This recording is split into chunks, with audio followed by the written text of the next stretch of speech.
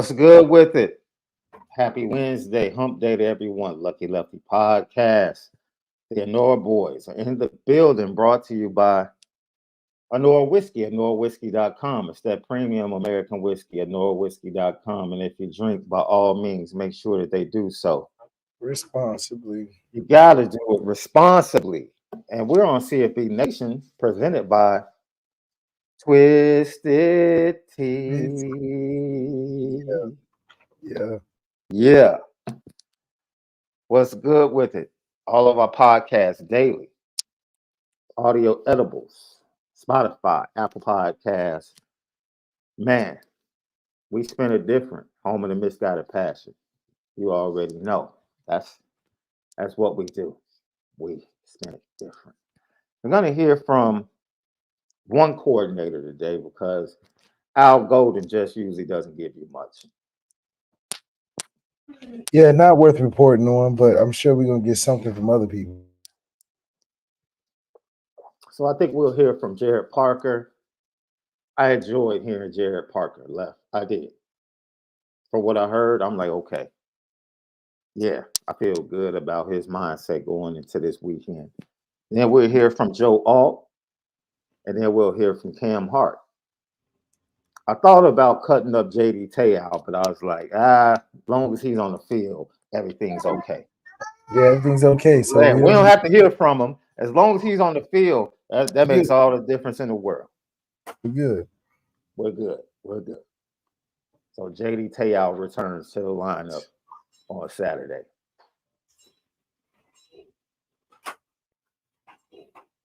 Let's see. LL question of the day. What would be the biggest takeaway or the biggest effect of a Notre Dame win on Saturday? The biggest.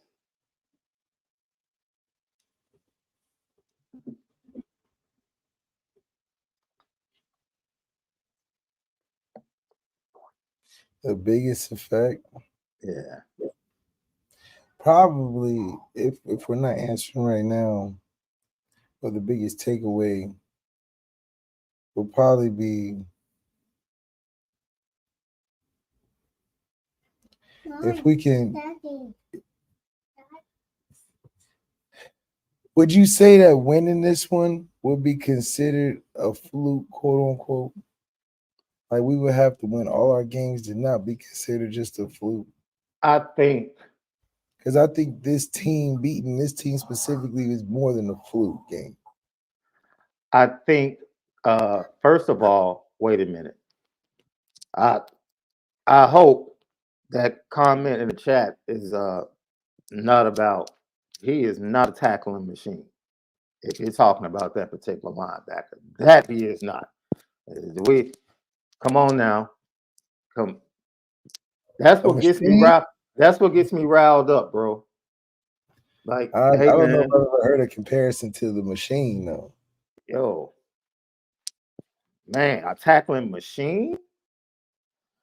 But anyway, you were saying, in my opinion, perception-wise, a win against this would be a big win.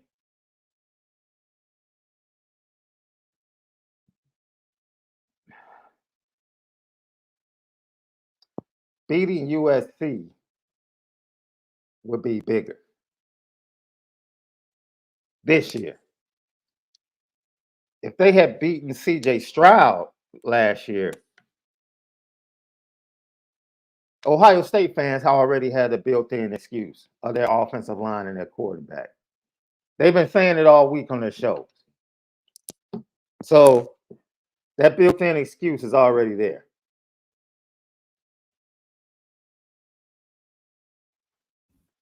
It would be nice to beat a big team that had comparable level quarterbacks, like, a tier 2 or tier 1, like if it was Drake May on Ohio State or something like. So, yeah, a lot of people would be, that are Ohio State fans would be, I think, more excited about them winning than the expectation of them winning this week. Like I think a lot of them are like, yeah, we'll win, but if we lose, I'm not too concerned because we're in rebuild mode. We got Dylan Rayola coming next year or whatever, So, well, not Dylan Rayola. We got Aaron Nolan coming next year, so we're not worried about. You know what I'm saying? So it's like how we beat Clemson with DJ Uiagalelei. Great win, we thought, but it wasn't with Trevor Lawrence. No, anybody that was real knew that Trevor didn't play that game. And it made a difference.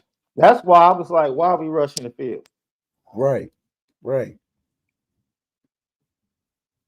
So like, that's dude, why I wouldn't rush the field with this because it's not a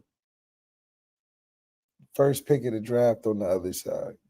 And yeah, it's a big win for who it is, but I don't think a lot of people had Ohio State locked in to win it either. Now, so this was a Michigan. You wouldn't rush the field on Saturday?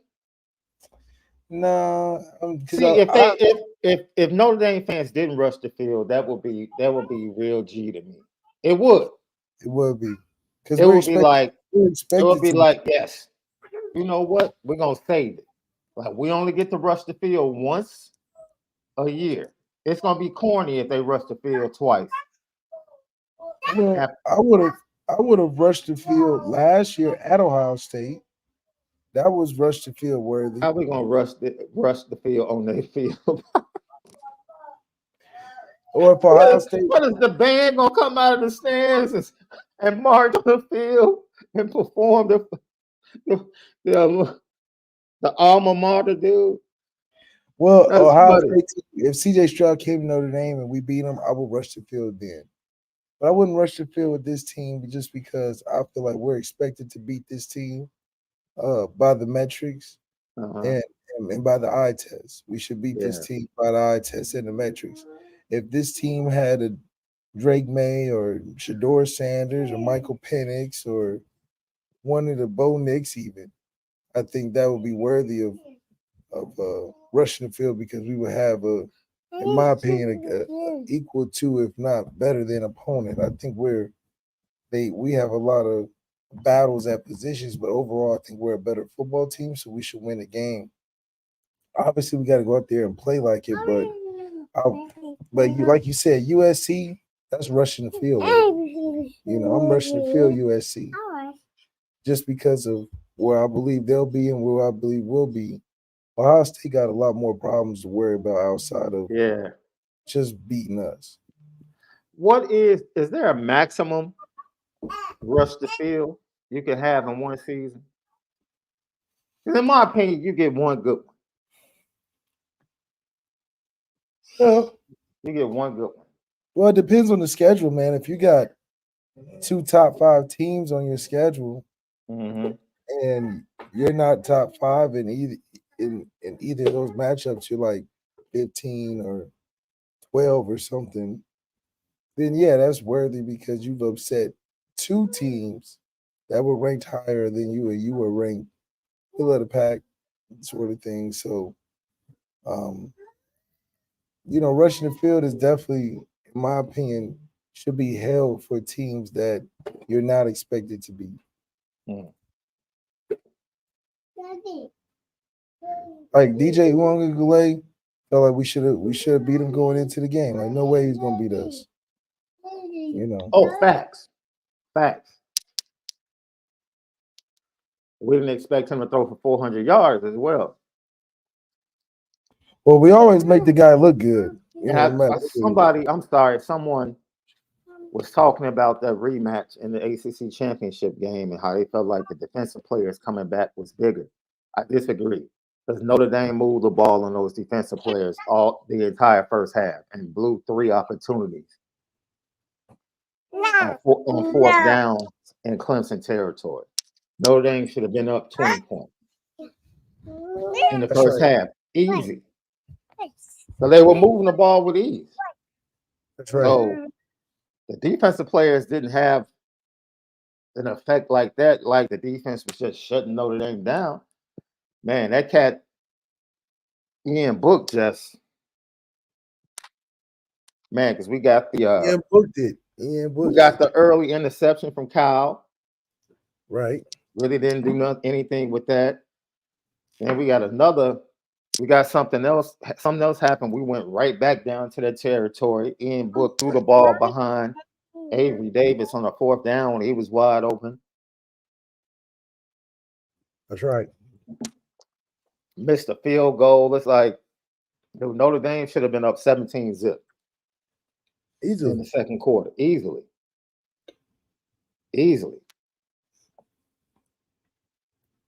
But it would be But nice to see Notre Dame come out and start firing on all cylinders, scoring with ease in a big game, making plays, not having something where we're struggling through or keeping it close.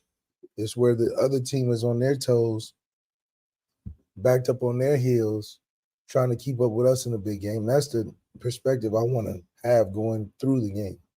yeah. Lucky Lefty podcast. You know how I am, bro. Like at some point, I just feel like you got to choose. Like you want one good rush to field if you are an elite program.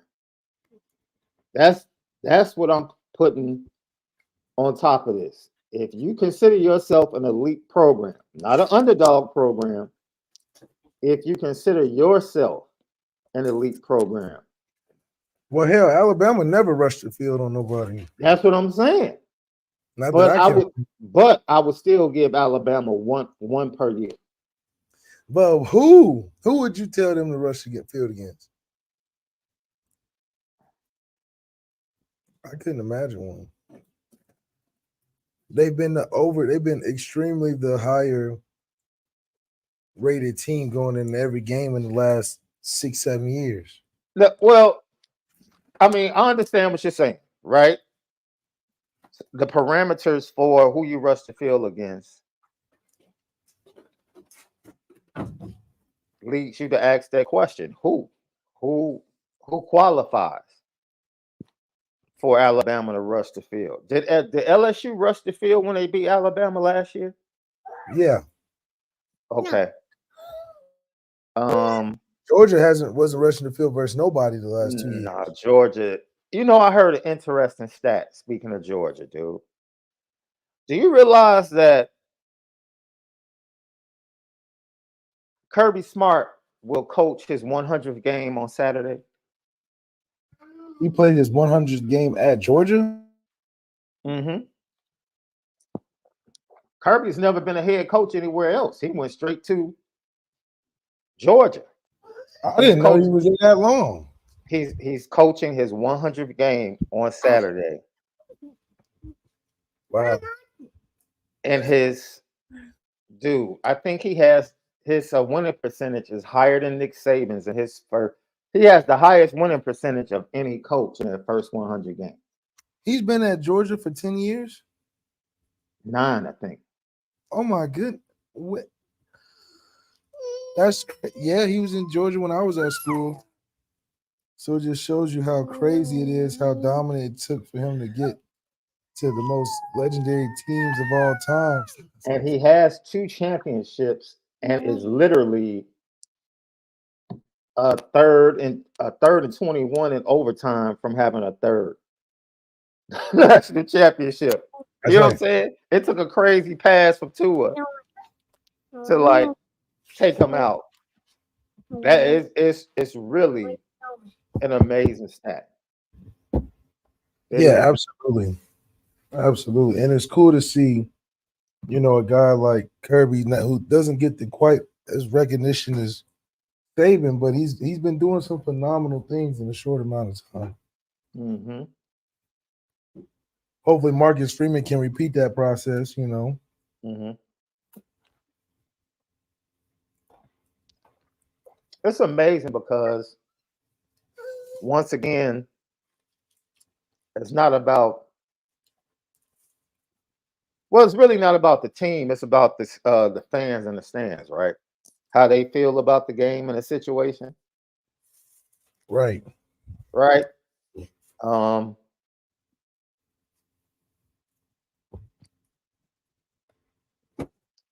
Just the makeup of this game, dude. like with Cal McCord quarterback, and I'm like, man, because I don't know if you heard Ryan Day. Ryan Day he's already talking scared. You know, it's gonna be Yep. one. It's gonna be one in the trenches. It's gonna be one in the fourth quarter. Like, no, all your people talking blowout, fam. Yeah, your fan base expecting something crazy. Yeah, all your people talking blowout, fam. Stand with your people. Yeah. Stand with your people. Matter of fact, pull up Justin Fields from this morning. I don't know Yeah. if you heard, Left. That cat Justin Fields blew up the spot at Hallis Hall this morning. What did he say? Oh, they asked him what was going on and why he wasn't playing too well and what's making him play robotic. And he said coaching.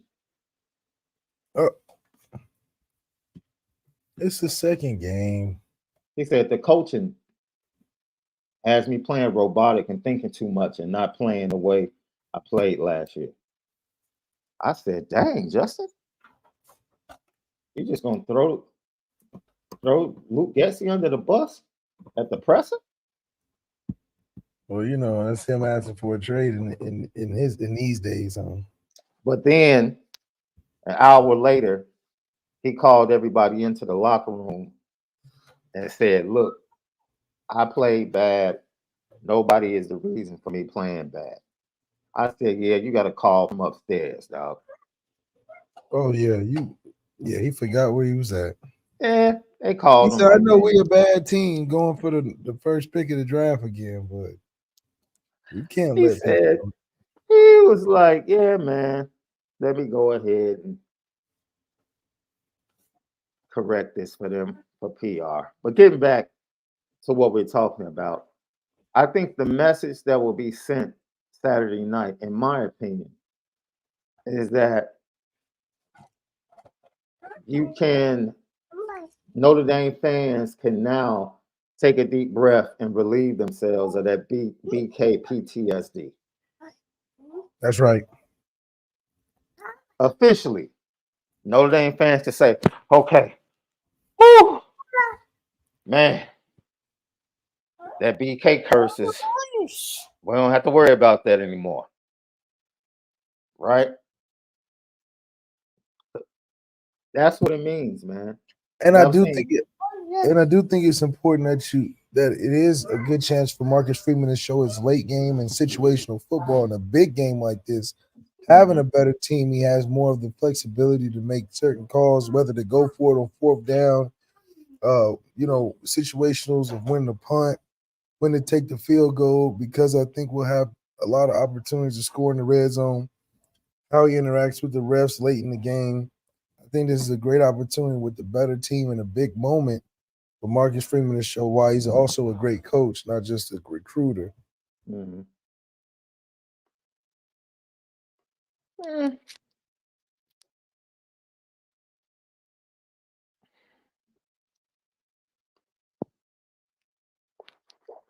How much or how long does one have to wait before you get that great coach tag in college football? Well, Kirby Smart's at 100 games, and it probably took him a good 50 to get to where he's winning the championship back-to-back years, and the recruiting to where it's unstoppable.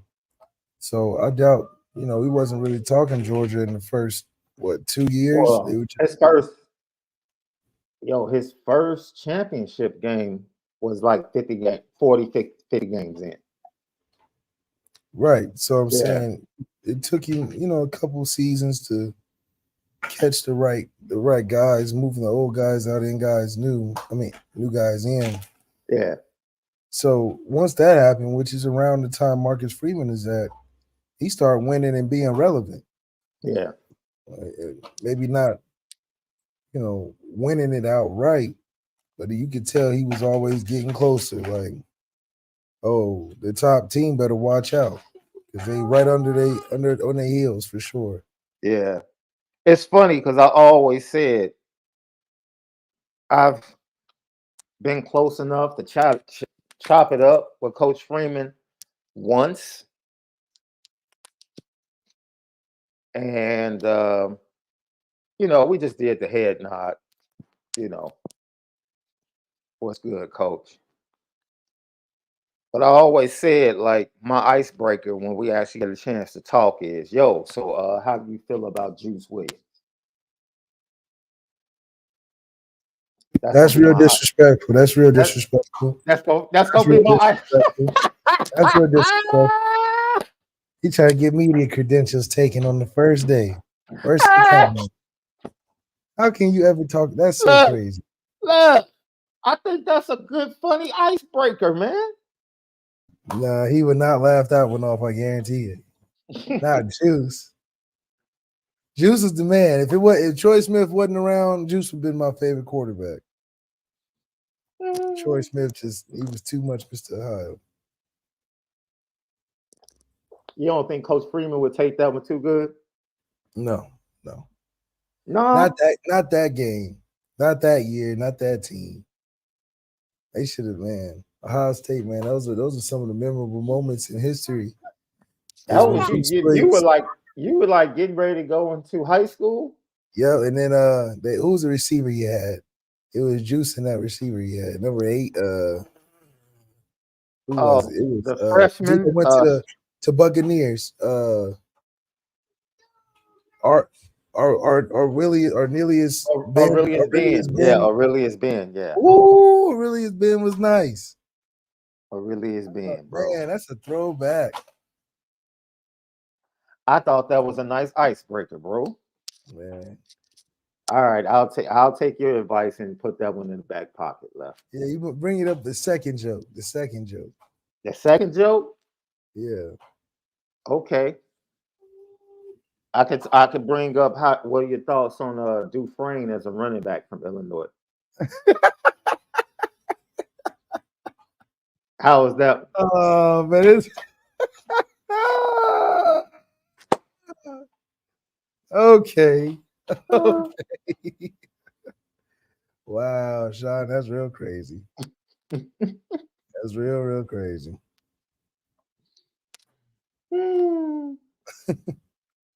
Okay, what about this one? When's the last time you talked to Todd Beckman? Mm. That was the Ohio State quarterback, right? The last one before Ohio State was like, you know what? We should probably go a different direction in our recruiting style. But I do think because Todd Beckman was super mid. That's when it was a running game. Running game was important. So Somebody had here we go. Oh yeah. You want to answer that one? Left. we like JD. We just expect more from JD. After 5 years, you darn right. Yeah. Because if not, you in the way. Because we got guys in the tank that we know we looking to do some big things. Early, more experience can help.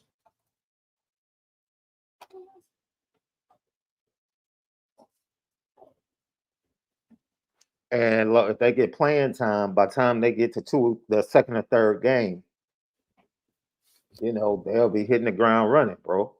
They just need playing time. That's all. Yeah, seriously. And we'll get it. Hopefully, these games after Ohio State leading up to USC, we can get our depth working. Because other teams are going to be scared of us. Let's see. Derek Brady's. You can answer that one too, Left. How big do you think this game is for recruiting? Well, we got Deuce Knight to recruit before the game even happened. And we got Justin Scott afraid to show up because he might fall in love and decommit on the spot. So, it's recruiting has been working already, as opposed to like we had to wait and see last year after the Clemson game. But this year, recruiting is just going to go up, and it's going to be interesting to watch.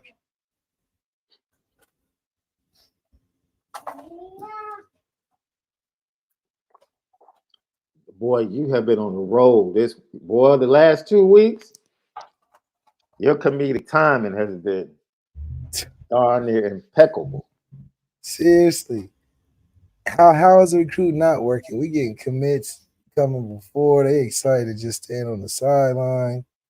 You know, this is Marcus Freeman's chance to have his Dion moment, man. Who can we call in the area? Lil Durk, call up all the famous Chicago rappers. Shoot, bring Michael Jordan out to the game if we got to. You know, call LeBron, tell him we get better seats than what Ohio State had him doing. Ooh, I hope Bron shows up for this.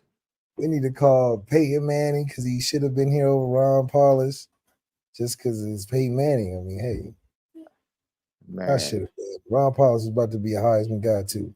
But, you know, bring all the stars, man. Bring Rocket, bring Michael Floyd, bring, you know, all the legendary guys. Joe Theismann yo, just showed up. this cat Jay Grizz is throwing out some blasts from the past, boy. He's throwing out some names. He's throwing out some names for when I was a student. Dude, Johnny Johnson, dude, was one of the most hyped quarterbacks in Illinois. I remember he was so hyped, and I remember going to the Michigan game that year. And Michigan came in and just mollywopped Illinois. That kind of Monty Toomer was like a freshman and brought a punt back for a touchdown. It was, dude, it was off. It was on. Johnny played terrible that game. Toriano Woods went to Mount Carmel. Toriano Woods dated my girl. Oh, Shout out, not my girl like that, but like that was my girl. My girl Anitra. Anitra. Mm-hmm. It's still my girl to this day. They dated for a long time in college. And then, after you leave college, things, just fade. They fade. Yeah. But we don't dislike JD, man. Just, fans did a little bit too much last week over him missing a game against Central Michigan. Yeah.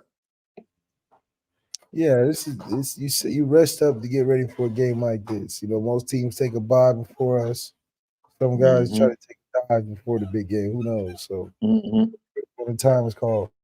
That cat Ty Doctor was from Cincinnati.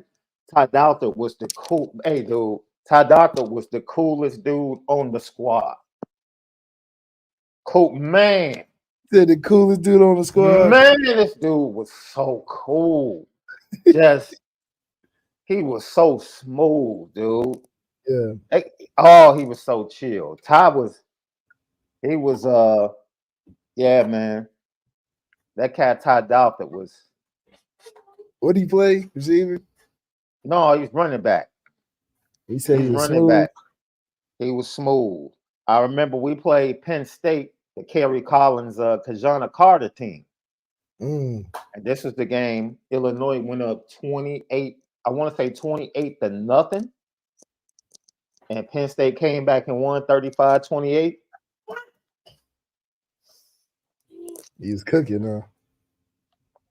Ty Doctor had like 3 touchdowns in the first half, dude. In the first half. Oh, he was cooking. He was cooking. Memorial Stadium was lit. And next thing you know, that cat Kajana Carter got loose.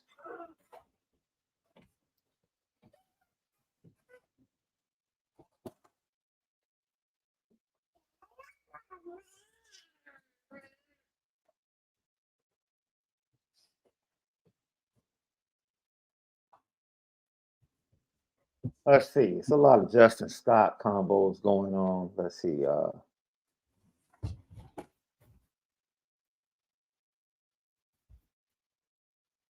Coleman Smith says, from numerous podcasts, Shaun didn't say it directly, but it sounded like we didn't want Scott more than he didn't want Notre Dame. Look, man, I don't have a scale or anything, but Notre Dame got out hustled. the other programs did a whole lot more than Notre Dame did. I'll just leave it at that. Our hustle for sure. Our So hustle and disorganized. when you have people from the Big Ten Network hitting us, asking us what happened, when you have Tom Lemming, like with the screw face, flat out confused, like, how did Notre Dame screw this up? That pretty much lets you know.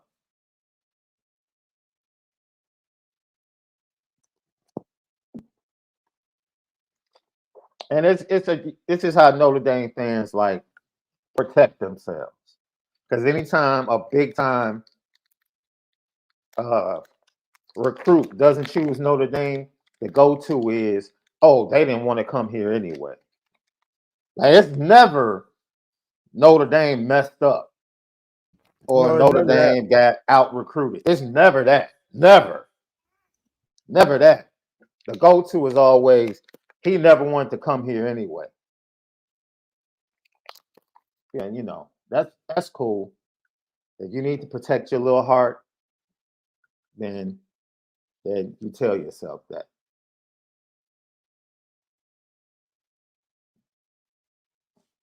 But it's not too late. You know, it's not too late. You got to still sign somewhere.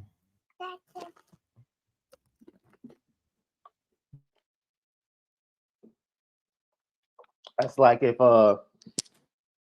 you know, if saying like if Luke Kuechly wanted to come to Notre Dame, he would have come to Notre Dame. Notre Dame messed that one up too. Well, they should have trusted them Ohio boys. That's all I gotta say about that. It's almost like saying if Zeke Elliott wanted to come to Notre Dame, he would have come to Notre Dame. Maybe Brian Kelly shouldn't have asked him to play defense instead of running back. Like, yeah, what a generational mistake that was. Like, Notre Dame screws things up at times, man. It's okay. It's probably okay. up there with the Randy Moss debacle. Is missing out on Zeke because we thought he should play DB. Crazy.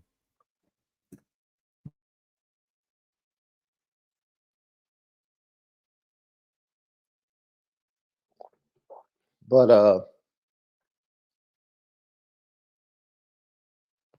yeah, man. Did Lou Holtz recruit Eddie George's linebacker? Yeah, that's another one. That's something I heard too. Oh my gosh. Yeah, it's like that's what I'm talking Eddie about. George is huge though. He looked just as big as Marcus Freeman. Yeah. Lou Holtz may not have been wrong about that one. That man Eddie George is ginormous. You know, it's like,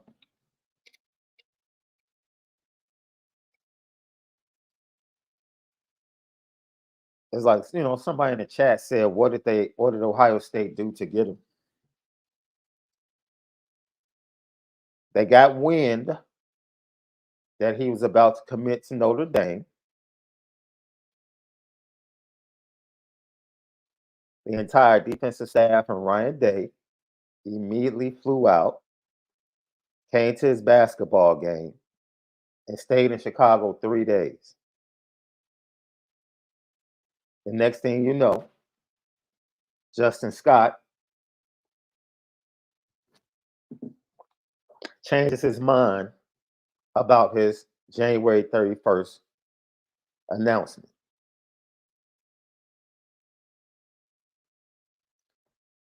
And then they recruited their butts off as a staff.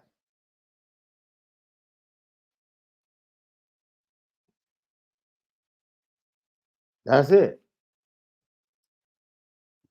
They probably took him to every good Chicago eatery in town. Took him to the United Center. You know, they got him one of them suites. You know how y'all get down in them suites at the United Center. You know, Ryan Day probably took him to the Bean a couple times. Probably, you know, he probably gave him the works. Man, nobody from Chicago goes to the Bean, dog. That is pure purely a tourist attraction. I have not been to the Bean one time left. Not one time.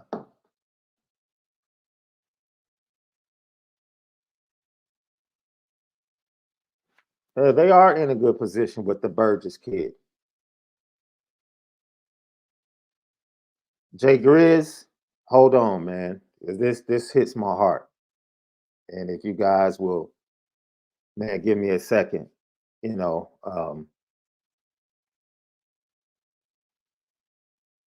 Father God, right now, we speak that your angels will go with the mother of Jay Grizz as she faces this procedure. We speak that the hands of the doctor will be anointed. We speak that the nurses will operate in professionalism, and we speak that divine healing will be in order for her through this process. Amen. I had to Yeah. do that, bro. You know what I'm saying? And I had to do that. From what I just went through, I look, I didn't just want to make it generic. I literally wanted to just send out a prayer into the atmosphere. So be encouraged, Jay Grizz, you and the family. definitely be encouraged. Be encouraged. His hand is upon her, man. What do you think of Let's the see. Sergio Brown situation? You remember the scene in I talked to you, I talked to some other Notre Dame players. You remember the scene in Power when Kanan was talking to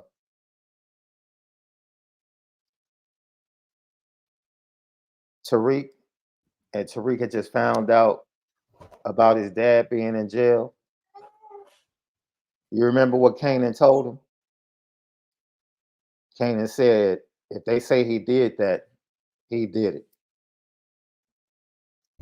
And right Yeah, now, yeah. it's not looking good. It's just not looking good. And the family has been coming out talking about certain things that have been transpiring leading up to the unfortunate events that led to his mother passing away. So, um, and then the IG post that he's been putting up has The IG post is. Oh, he put another one up. he put up two that I know of. I just know the one that he was talking about the FBI. There's another. Yeah, he put up two, and they talked about it this morning on the local news, as a matter of fact. And Yeah, they he's from played both. Chicago. Yeah, I know. Well, first of all, relax. He's from Maywood. Relax. Relax. He out right outside of it. Right outside of it. He's West Side. I guess I could give it to him. He's literally right there across the street from the West Side.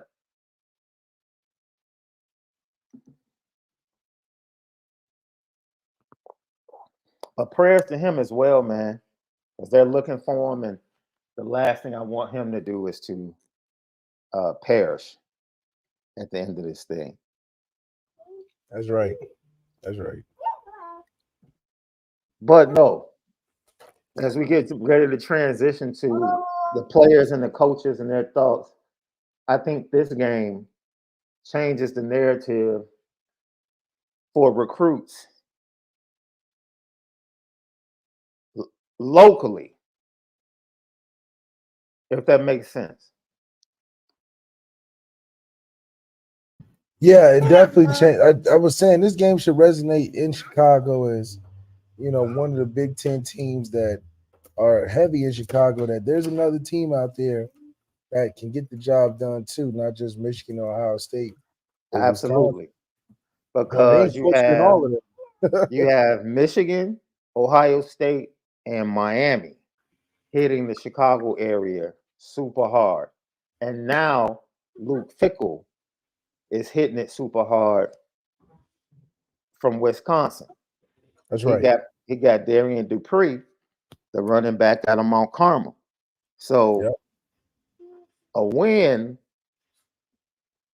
Justin Scott will be watching. He'll be watching. Burgess kid from the 25 class, he'll be there. You need that buzz to come back. St. Louis they're already tapped into St. Louis.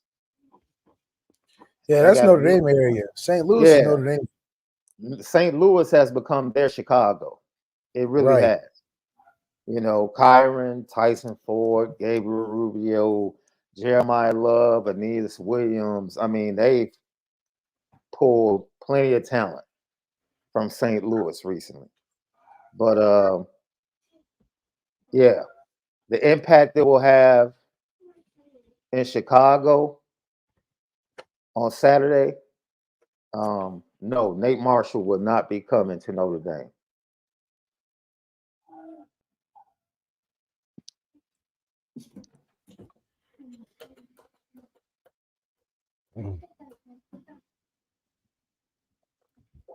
So recruiting will get a bump, but for me, the biggest effect will be the Notre Dame fans not having to be pessimistic all the time, bro. Yeah. Like they can take a deep breath and say, "Woo!"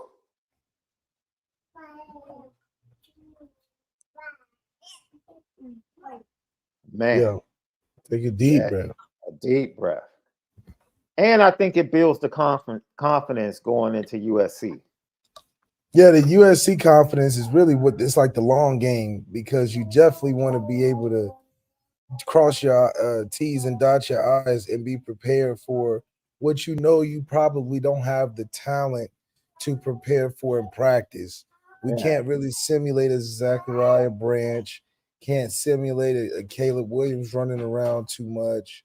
So to prepare as much as you can to get as close to that, or at least get a system of how you run it with talent that's similar to that, I think it's all the better. And for us to be playing big in big moments from situational football wise, I think it just helps overall getting ready for the matchup that I think we all know is going to play out into our playoff destinies. Coleman Smith, Taylor, in my opinion, is a Chicago pull. His mother's from the South Side, so he's grandfathered in. Like he plays way out in the burbs, but he's grandfathered in. His mom is from the South Side.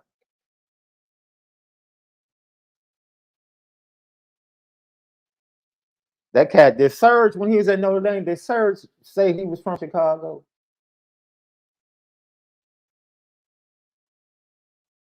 Yeah, man, he was repping Chicago pretty hard. He was saying he was in the heart of the city, you know. He said what? He said he was the heart of the city, you know. He was real Chicago, like really, really from the parts. Okay, he has some cousins on the west side.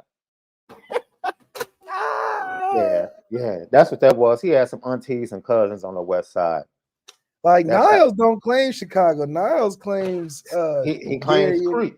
Yeah, or Gary. Oh, Gary. See, that's what I'm talking about, Niles. That's what I'm talking about. That's what I'm claiming your set. Claim your set. There's too many cats out here false flagging trying to claim. I used to tell Jared Payton about that, dog. You used to tell Jared Payton about that. He said he used to get checked at Miami. He said the people in Miami used to check him like, you are from Barrington. You are not from Chicago. Now the biggest false flagger for sure. I know it is DeVaris Daniels. DeVaris is hold on, because you know he's on heels now. Right, I know. Please tell me that dude did not take for Chicago. You would have thought he was from Simeon or something. The way he repped Chicago so tough. I'm like, DeVaris. He had cousins in the city. He had to, because that's how it happens. That's how it happens. You have an auntie or a cousin in the city. Yeah, Chicago, used to go to her Chicago house during the had it summer on a its couple of heart. times. Yeah. I'm like, no, you're about an hour from the city in Vernon Hills. I've been to your house. It is not Hmm. Chicago. Like you have to drive into Chicago to get to Portillo's because it's so far from Chicago.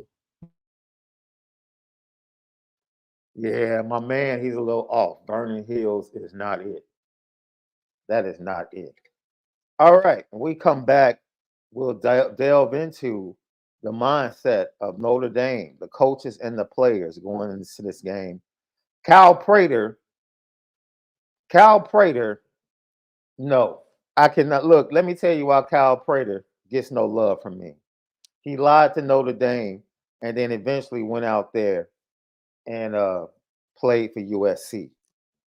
And for that reason, no, he cannot get a Chicago pass. Coach Vic, I don't care if Barrington is your second hometown. That is not Chicago, my dude. Schaumburg, Barrington, nah. Claim your set. When you get around, when you get around people, they ask you where you're from. No, you do not. You do not get to say I'm from Chicago. Chicago, Rock, Rockford is darn near up. Rockford is darn near the on the border of Wisconsin. Heck, you know that's not Chicago.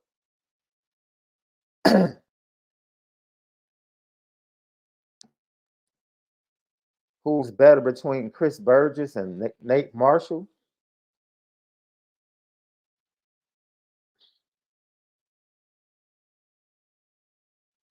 They're two different types of players. Burgess is like a speed player. Marshall's like a power guy. He's just a big power guy. That's his game. So they had two different games, in my opinion. Oh yeah, the cat Ty Isaac. Yeah, Ty Isaac from Joliet Catholic. He was supposed to go to Notre Dame. He pulled a fake, ended up going to USC, and then ended up yeah, in Michigan, in if I'm not Michigan. mistaken. Yeah. Yeah, yeah. Ty Isaac, he was in my class. Yeah, it's pretty crazy, man. Pretty crazy. Dude was overrated. Man, hit the podcast, the thumb, YouTube, subscribe, smash it. We appreciate you guys, LL Nation. When we come back, that's not smoke, man. That's my fog machine. If you guys see it, uh it's my fog machine slash humidifier.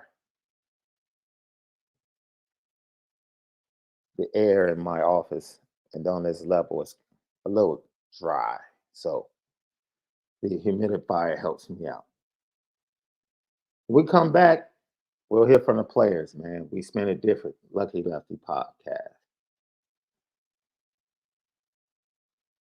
Lucky Lefty podcast. Welcome back. CFB Nation presented by Twisted Tea.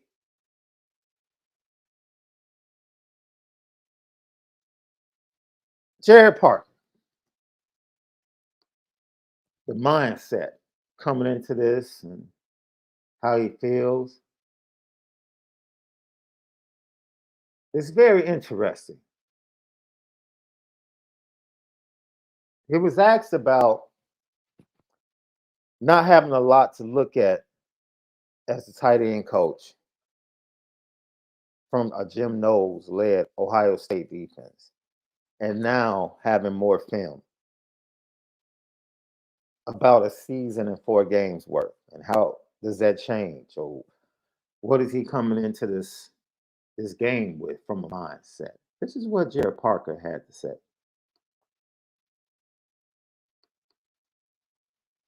No change. I mean, wouldn't see a change. They're elite. They recruited elite players. They have an elite staff.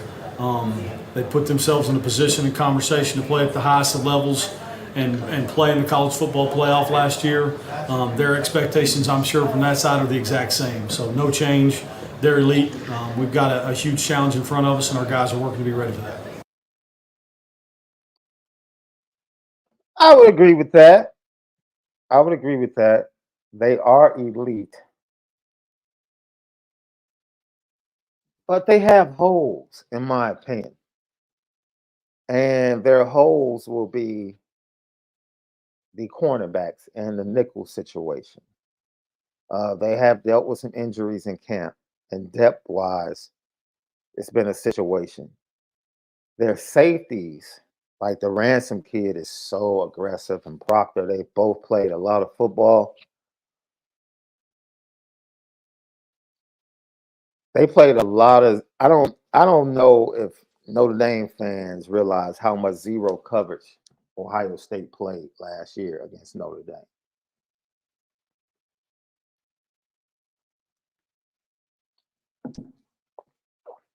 It was almost disrespectful, the amount. That's how much zero coverage Ohio State played in that game last year. It was almost disrespectful. I think they do a better job of trying to mix up coverages this year. They're still going to be aggressive. I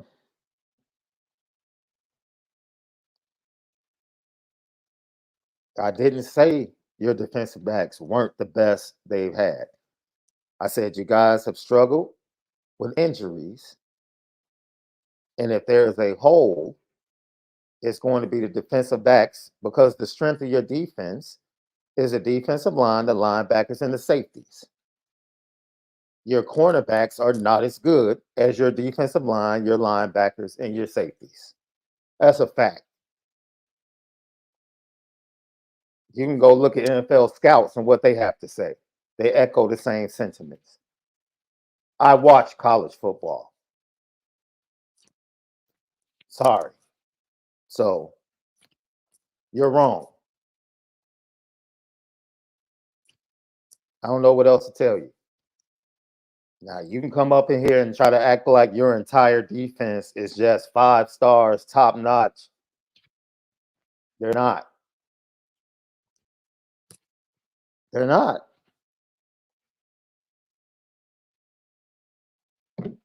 They're not. Well, I'm not a player. Oh, you get mad for putting it in all caps like that means something. That don't mean nothing. It means absolutely nothing. It's the same DBs. Matter of fact, they might have more experience, but it's the same DBs. Matter of fact, didn't the DBs and the safeties from Ohio State get torched by Michigan in the second half and then torched by Georgia in the semifinals? The great defensive backfield by Ohio State, they're great, right? They're as good as they're as good as the defensive line and linebackers. Your defensive line literally goes too deep. Your linebackers go too deep. Great. Proctor, love them. Ransom, love them. Love them. You're really trying to act like your DBs, your cornerbacks, have put out the same amount of tape, good tape? Talking about we'll find out. What does that mean? Like you like the big bad wolf up here huffing puffing, bro. Ain't blowing nothing down. You don't know your own team. You just must want to be one of those fans that thinks everything about your team is great. Last I checked, in a big game, those DBs got torched. Torched. Talk about that. So what am I going to find out? Because Indiana didn't throw the ball. They were scared. Western Kentucky? Like, dude, y'all ain't played nobody. Nobody.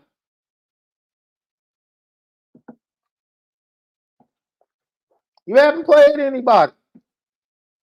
It's funny because I guarantee you didn't think Michigan had the talent to beat y'all the last 2 years either. And then they came into Columbus and beat the hell out of y'all with the front seven and wore y'all down. And y'all left the stadium with y'all heads in between y'all legs. You barking up the wrong tree, my dude. You barking up the wrong tree. You better go get Urban Meyer because your coach is suspect and on the hot seat. Jim Harbaugh's right about him. He was born on third base, and he ain't done a darn thing to earn nothing else. All that talent he's had, and his teams continue to come up short. You barked up the wrong tree today, bro. Because I'm speaking facts. You can say what you want to say. And you were in the comments yesterday talking about John Baptiste is the best defensive lineman we have. You a dang lie. Obviously, you don't watch Notre Dame. Because Howard Cross is the best defensive lineman Notre Dame has. If you have watched a darn Notre Dame game. But you haven't. So shut your mouth, clown.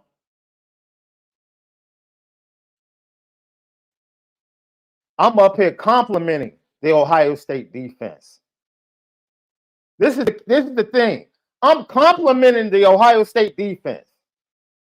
Complimenting them. Talking about the front seven, their depth. Talking about how I love the safeties. Talking about the fact they're not going to respect Notre Dame. And they're going to play cover zero. But because Sam Hartman is the quarterback and not Tyler Buckner, they might change up coverages a little bit. Giving an honest assessment of the game. Saying zero, nothing negative about Ohio State's defense. And here this clown hold just a homer, just a true homer that has no analytical ability to tell the truth about his team. Oh, our DBs are the best we've ever had. So your DBs are better than Shaun Springs? The DBs you have? Y'all got DBs like Shaun Springs this year? Y'all got DBs like Antoine Winfield this year? No. Don't talk about Notre Dame. I'm talking to you. I'm talking to you now. The cornerbacks y'all have are Shaun Springs level this year? That's what you're saying? The Antoine Winfield level this year? That's what you're saying? Get your clown tail out of here. You are goofy for saying that. Ohio State fans should ban you for saying something as dumb as that. Our DBs are the best we've ever had.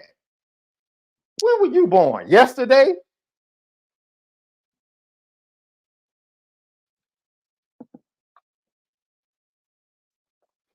Yo, goofy tail out of here.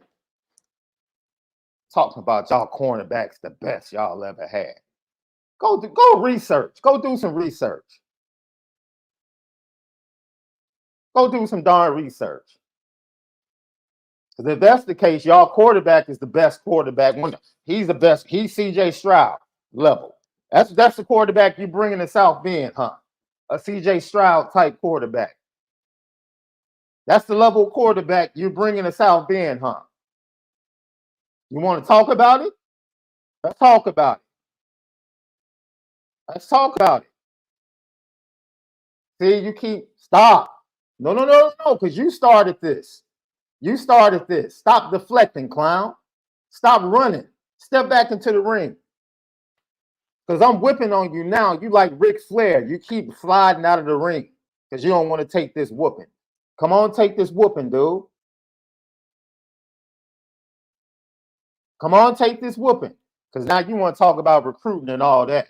The statement you made was that your DBs are the best you have ever had at Ohio State. That's what you said. That's what you said. That's what you said. I asked the question. You haven't responded. Name me the cornerback you have that's on Shaun Springs level. Name him. Name him.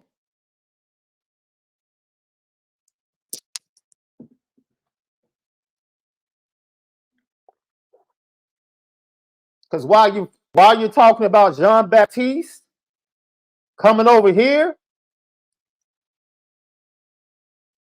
you took a second string receiver from Notre Dame's roster and added him to your defense back room. You want to talk about that? You want to talk about that? Let's talk about it. I didn't think so. I didn't think so. I didn't think so. What's your next deflection? What's your next deflection? You need to go do some research. Go to the gas station in Columbus. I'm sure they have a lot of Ohio State almanacs, history of the Buckeyes, the best players ever at Ohio State. And you read that. You read that. And then you come back to me.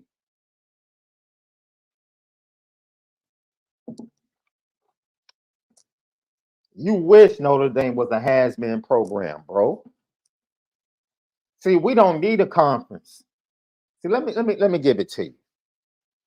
You need a conference for a TV contract. We don't. We don't. We stand on our own.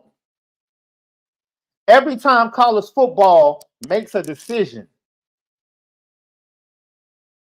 every time, let me say this. I'm going to say it clearly. Left is back. I'm getting them, Left. I'm getting them. What happened? Yeah, some goofy Ohio State fan. I'm giving an honest assessment, Left. Honest assessment. Showing love to the Ohio State defense. That's right. Right? Saying, yo, good. They're gonna challenge Notre Dame. They're gonna play cover 0, but Tyler Buckner's not the quarterback, so they're probably going to switch coverages. Right? I said if there's a hole in the defense, it's not in the front seven. I love the front seven. I said it's not their safeties. I said it's just their defensive backs. This clown says our defensive backs are the best we've ever had at Ohio State. I said, what? And then I asked him to name one cornerback on their roster that's better than Shaun Springs. I didn't name him. He deflected and went to recruiting. He deflected and went to, oh, you're a has-been program. Ohio State people. Let me finish, Left. Let me finish. Because Ohio State doesn't have a TV contract without the Big Ten as a conference. They're not good enough to go get one on their own. Yeah. They're just not good enough. Sorry, you're not. You're not. You're not. See? And then on top of that, this is the real kicker. Every time a major decision is made in college football, and they call what I call the college football apostles. They call them up to sit at the last table. To the boardroom, all the gatekeepers of college football. Nobody's in the room representing Ohio State. Your athletic director's not there. You know who represents you? The commissioner of the Big Ten, who's now the president of the Chicago Bears. So now you need a new rep. So you're not even a gatekeeper. Nope. All that recruiting, all that talk you talk about, we're better than y'all. You haven't done a thing since Urban Meyer. Nothing. Nothing. You've done nothing as a program since Urban Meyer. So what? You win 10 games, 11 games, go to bowls. You went to one more college football playoff than Notre Dame since Urban Meyer left. One. You went to 3, Notre Dame's been to 2 in the same time period. Kirby Smart and your head coach came in at the same time. Kirby Smart was replacing Mark Richt, and the Georgia program had regressed. Ryan Day came in on third base. Kirby has 2 championships. Ryan Day has 0. None. And you got the nerve to talk about Notre Dame? You trying to talk about Notre Dame? Bro, Notre Dame is a gatekeeper for college football.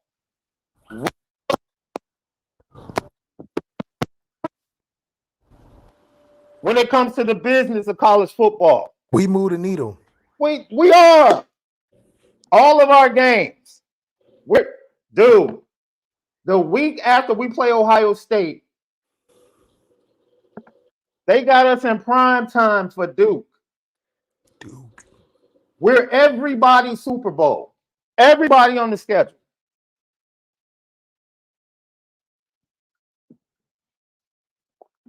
Everybody.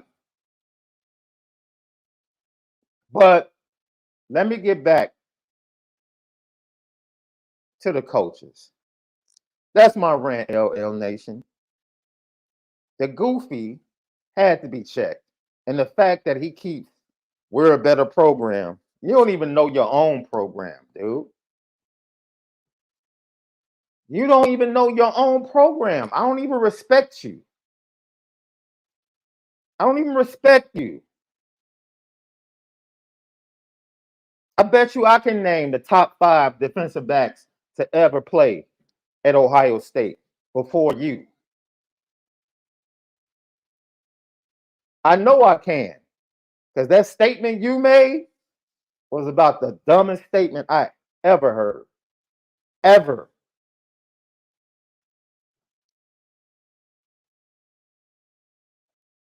It was the worst. Your defensive backs are the best you've ever had at Ohio State? Now, I guess your running backs. I guess your running backs are the best you've ever had at Ohio State, too. It's running back room. They're bringing the South Bend. It's the best running back room that's ever been at Ohio State, too, right?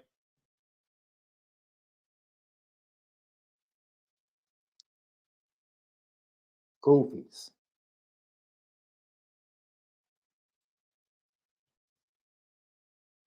Bro, this is how much of a goofy you are. You keep saying you're trying to help me. And the last I checked, you're not playing Saturday. I'm not playing. How are you helping me? You're not helping me. You're making yourself look dumb. And you keep digging a bigger hole with each comment. You look dumb. You're an Ohio State fan that has 0 clues about the history of defensive backs at Ohio State. Dumb.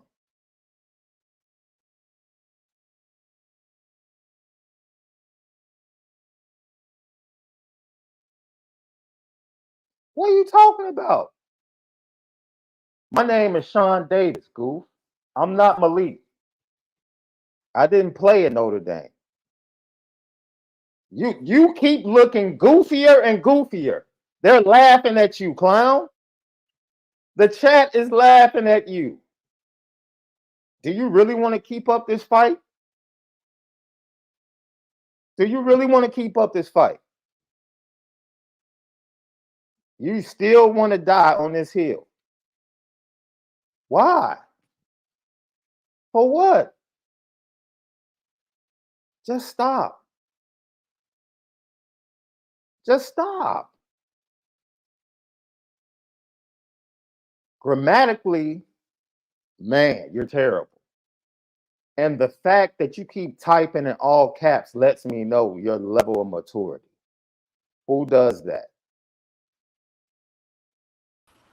Who types all caps? Who? They trying to get their point across to you, Shaun. Bro, the level of maturity. Come on, man. Come on, man. This man said their defensive backs are the best ever. That's a statement you have to walk back very far.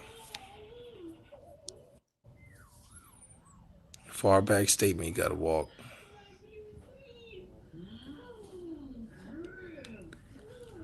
Jared Parker, bro. It's like it's a big game and everybody knows it, but their bodies already know it. And I think this is the beauty of high expectations at a place like this. We don't do anything different. You know, if we have to do something different next week or the week after, that means we didn't do our jobs properly. So we coach the heck out of ball security because we know we got to take care of the football, right? We take care of our details and push the details of every play we put in because we know that's key to their success of being able to execute on Saturday. So it's all there, and I understand what you're asking, but the fact is you hope you don't have to do anything different besides continue to help your guys grow and do what we're doing better. To me, he's basically preaching that if we just don't beat ourselves, Pretty much, and do what we're supposed to do, we'll be fine. And take care of the little things that matter in big games, because from a straight up standpoint in our scheme and what we do, it should give enough issues to Ohio State to where we can come out with the victory. So it's a little bit of coach speak because it's like, yeah, duh, but what else? You're looking for the magic answer, and I just don't believe there is one. It's just really attention to detail and precision on executing, and we'll be all right.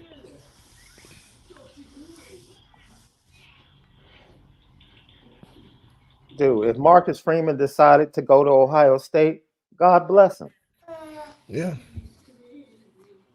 Like, you think you're saying stuff that either matters or anyone cares, bro? Right. We don't care. And for some reason, this is the thing. It's the same dude that came on the show last year and said Ohio State was going to win by 21.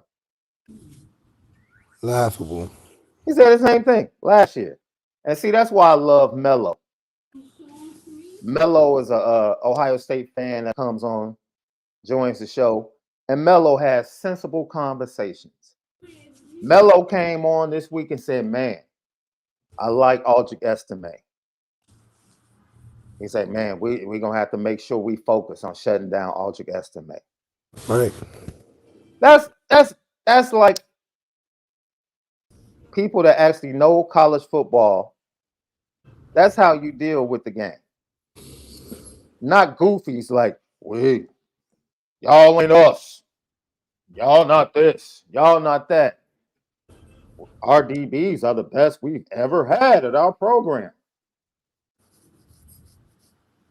Come on, man. Y'all didn't have better DBs than Denzel Ward or Jeff Okuda or Eli Apple or Marshawn Lattimore. I mean, these are staple guys that you guys had. I mean, even back to Bradley Roby. This is the best you've ever had? I really doubt that. But that speaks to the delusion that these Ohio State fans, especially when it comes to just being objective about the game, because we can show credit. You know, we're not just going to sit there and act unrealistic and be like, yeah, we about to smoke Ohio State by 100.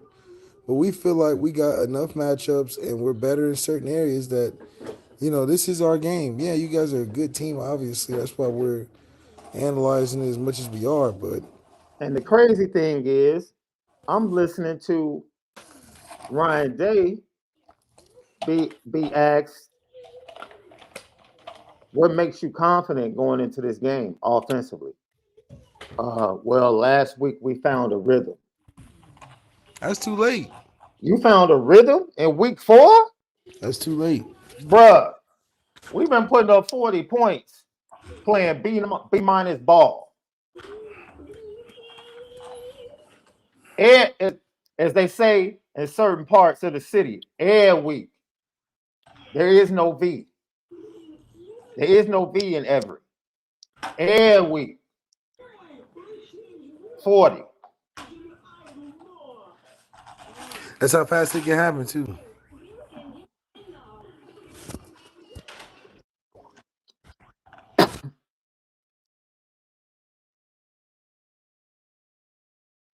So it's amazing. This is the thing, man. Because over the summer, I had Notre Dame fans that would come on here and say, yo, we're gonna kill Ohio State. And I'm like, hey, relax, relax. People like, man, I'm not scared of their receivers. Relax, relax. Like y'all getting out over your skis a little bit. Now understand the advantage for the quarterback goes to us. The advantage in the running back room, you can call it a wash, Call it a wash. or you can give it to Notre Dame, like Malik has been giving it to Notre Dame all week, causing Tony Alford to text him. I got him at 9 or well, I think we'll win the trenches offensive line because we're more experienced a year going in. I just think we'll win that.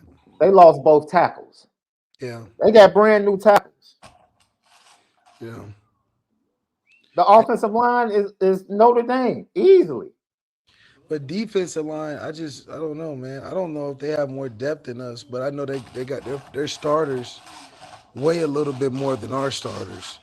So it's gonna be interesting to see the impact of that, because if our O line is solid and D line is better on the other side, then that should be a good battle, a pretty much wash. But it leaves room for opportunity for our D line to make plays against their O line.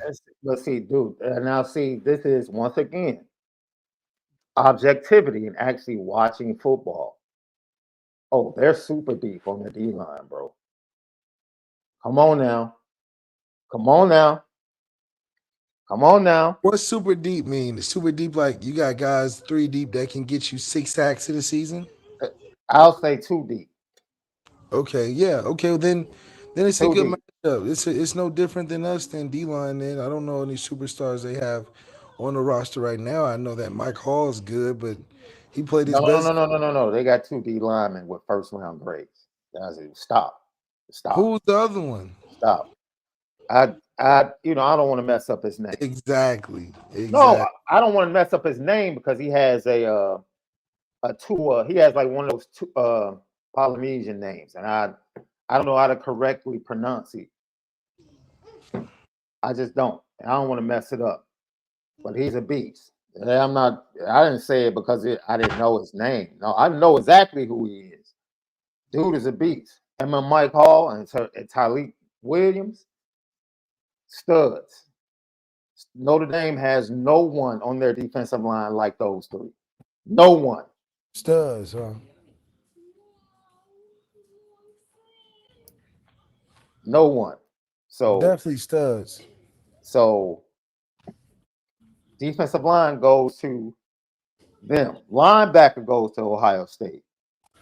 Yeah, I would say that. I think Eichenberger, Steel Chambers. It is what it is. Our secondary is better though. All is not an equalizer because they're two of the players I named play inside, and JT blitzes from the other side, so he'll be going up against Blake. So Joe Alt won't be equalizing anything. The other dudes are gonna have to step up and play. The other dudes are just gonna have to step up and play. It is what it is. That's what it's about. It's how like basically how Utah played them, where Utah got Ohio State on their third receiver. That's how we found out about Jackson and Jigba Smith. So for us, it's the third receiver matchup. It's the second corner. It's the backup D line in crucial downs to give our first guys rest. Those are the plays that's going to count in this game.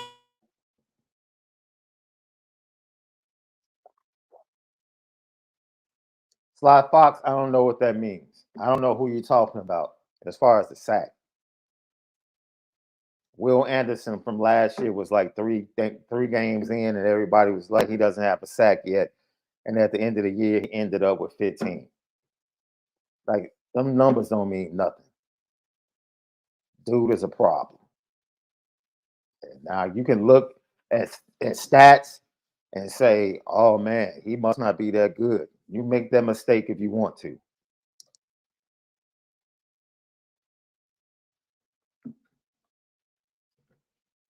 Yeah, the sacks is definitely. I'm sorry. Sid Irish is a fool. I see what you put up there, dude. You're right, though. Steel Chambers is a crazy name. No, definitely crazy name. I think, the sacks, like, Ryan Day said, he's copping pleas for his quarterback already. So he's not expecting it to be a game where they're going to put in Kyle's hands to win necessarily. Yeah, But you just expect more from coming in these quick game passes, the screens, they run the football. Tony Alford will have a huge impact with his unit in yeah. this game because they have to. They're literally the opposite of where we were last year in That's if terms of Ryan Day allows them. right. I You think, but know, he's also he should learn from the Michigan beatings he's taking every year that you're gonna have to find a way to run that football as well. Lucky Lefty podcast. Here's Joe Alt, man. Start, obviously, me and Zeke are the guys who've, me, Zeke and Blake are the guys who've played the most. So it's, building confidence in the group and building trust that, we put the time and we put the work in each and every day, and to go into the game confident. And, the big thing for us is winning today, winning one day at a time, and how are we going to get better for that game. So I think that's been the communication from us three is, going out there, win today, work on the things you want to work on from watching film from the last week, the last practice, the last game, get a little bit better. And Saturday's going to take care of itself when we get there. We just want to reach our full potential each and every day, win today, and the game will come when it comes. What were a couple of takeaways you took from last year's game? Yeah, definitely. It's a physical team. They bring bring speed and physicality to the game. For us, it's like I said, we got to focus on how are we going to get better these next three practices now before the game, and watch the film from last year's game, watch the film from their games this year so far, see what we want to do, learn the game plan, learn how we want to attack it with taking our skills and working on them each and every week to bring the best foot forward for the game.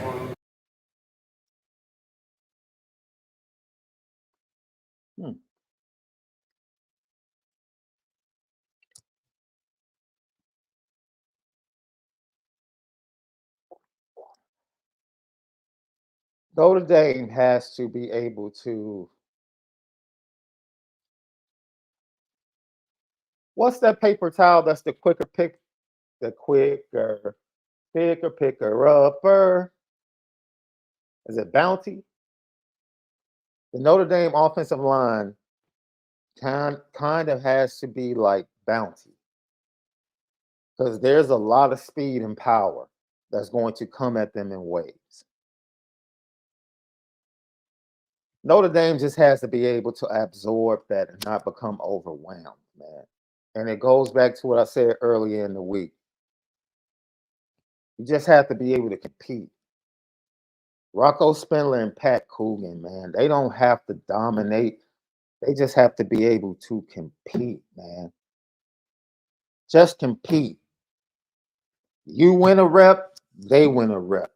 You win 2 reps, they come back and win another rep. You don't have to dominate.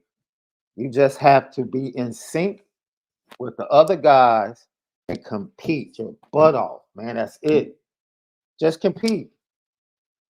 Because as Joe Alt said, they're physical, they're fast, they're going to play physical.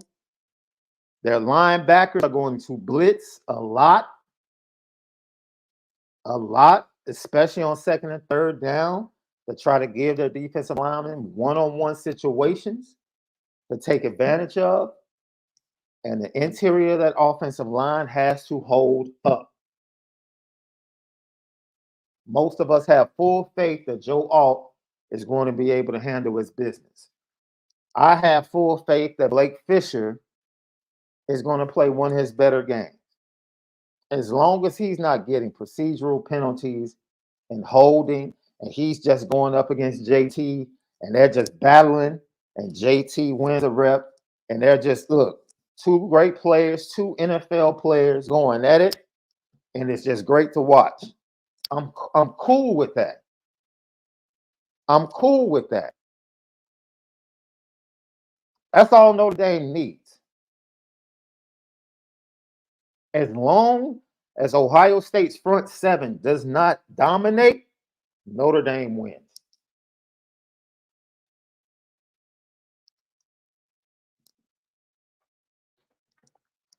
If their front 7 doesn't dominate, we get some things done in the run game, and Sam Hartman gets some things done through the air.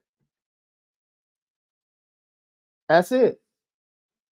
I put this on Twitter, guys. This is a tunnel game, baby. It is what it Definitely. is. This is a tunnel game. It's not They about they running away need to from nobody. close. They need to close the visitor entrance for this game. Make them dudes come in the center. Put them in a tunnel with Notre Dame. I Are we want to wearing see the some. green too? I want to see some chirping. Let's Are we get wearing? it. Are we wearing the green too? Or are we coming out in the second half wearing the green? I think they're wearing the green. Hey, this is that game. Let's get it. Yes, this is that game. Let's get it. Because Yeah. USC is not gonna talk trash. No. USC is they USC, dude, they soft. they gonna come in here in they designer tight leather pants, and they're trying to, outscore you and just throw the ball all over the place. that's a show. That's different. That's a show. That's air This show. this is an old school tunnel game. Yeah. Yes, sir. What's up? We're in a tunnel together. Straight conflict. Straight conflict. And we bringing it to them. We not letting them run out with no great fantastic band they got. We want them to be like, oh, it's tight in here. The game already started and the whistle hasn't blown yet because the game's right in here. It's psychological. We need the Notre Dame fans rattling. Let's go. That's the attitude. That's the attitude. That's the attitude towards this game. And it starts with Marcus Freeman. I think all week should be in the locker room inspiring the team to envision just the physicality is going to take the win. I mean, we see it work with Dion.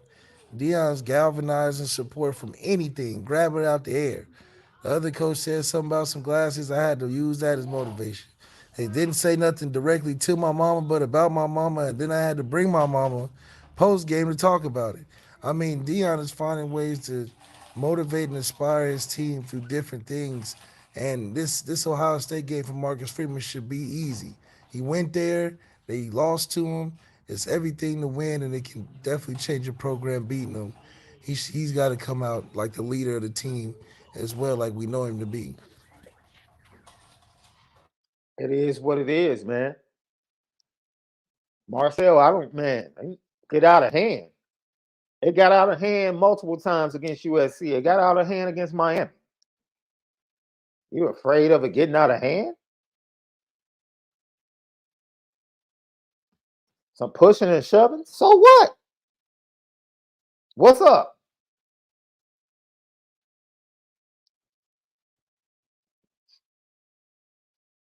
Let's get it. Cam Hart. What's on your mind, Cam Cam? Hart. Let's get it, Cam Hart. Yeah, for sure. And even last year, I mean, they do what they do well. So they've been doing that for a while now. So I had a pretty good idea. But having those 3 games, you can see a little bit of the difference in the quarterbacks and all that stuff. So yeah.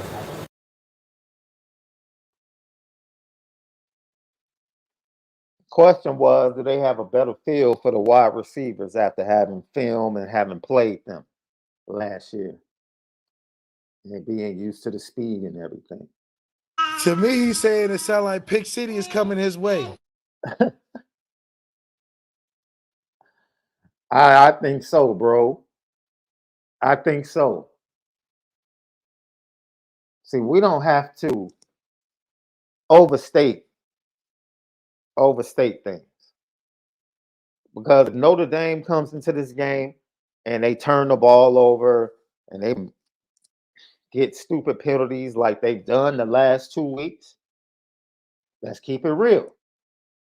The penalties have crept up there the last 2 weeks, not as efficient on both sides of the football. If they continue that trend, hey, they may be making a fourth quarter bed that they might not like laying in.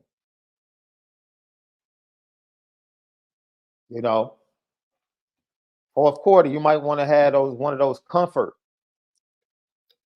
mattresses that you can, push which number you want to sleep on.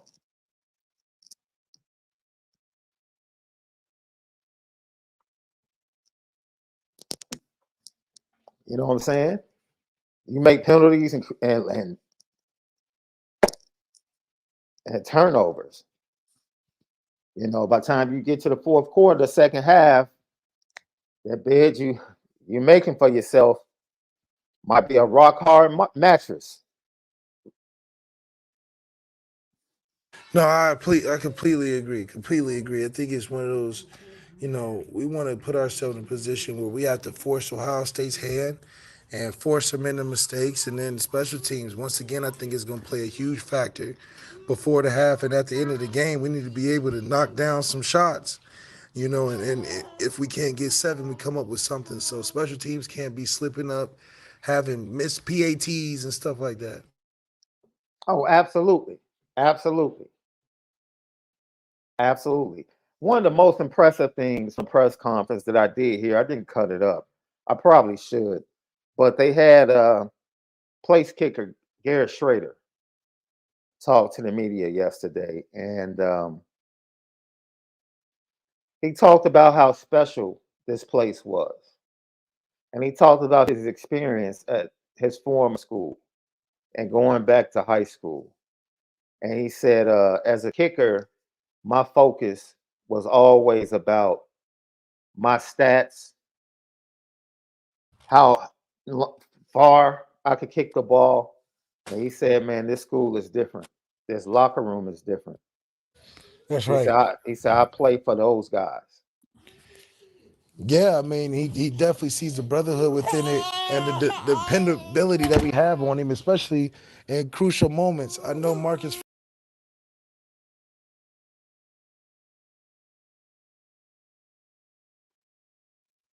I guess we lost left. Yeah. I thought that stood out to me. I thought about cutting it up, but for him to make that statement, it stood out to me. And as much as the most powerful thing going into this game, the most Notre Dame, honestly, listen to me, Left. Going into last year's game, Notre Dame might have had better top end talent. Defensively. Oh no, offensively too. Offensively too. Better top end talent. However, Notre Dame wasn't a good team. Not only do they have Sam Hartman, but the most impressive thing about Notre Dame is they're a darn good team this year. That's right. Just watch. Just watch. And to hear your place kicker talk about, yo, this is the mindset we have this year. It's not about anybody else. It's not about a defensive tackle doing his own thing instead of doing what the defensive coaches are asking him to do. It's not about Isaiah Foskey tripping the first 3 games because he is on some personal stuff. And you don't have all of that. It's not about Jared Patterson acting crazy, throwing helmets as a captain after a loss at home, losing his wig. All of that foolishness that was going on. But they had more top end talent. The Jared Patterson was supposed to be a first, second round pick going into the season. It's supposed to be. Michael Mayer, first round pick. Isaiah Foskey, first round pick. Top end talent. Definitely top end talent. This year, minus the top end talent, Notre Dame is a dangerous team. And they're a better team. And that's how you beat Ohio State. You beat them as a team. It's not just Sam Hartman. It's just not the offensive line. It's not just the defensive line. It's not just the wide receivers. It's everybody. Notre Dame fans, you got a damn good football team this year. Believe that.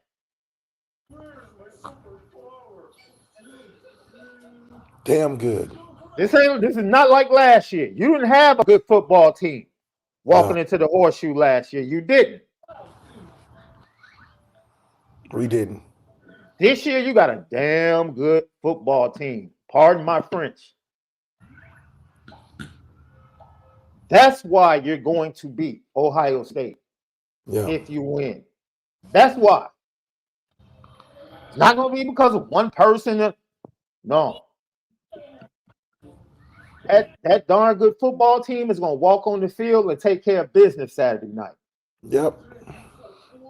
It reminds me of the scene from Straight Outta Compton when Dre finally got a chance to have people look at the paperwork.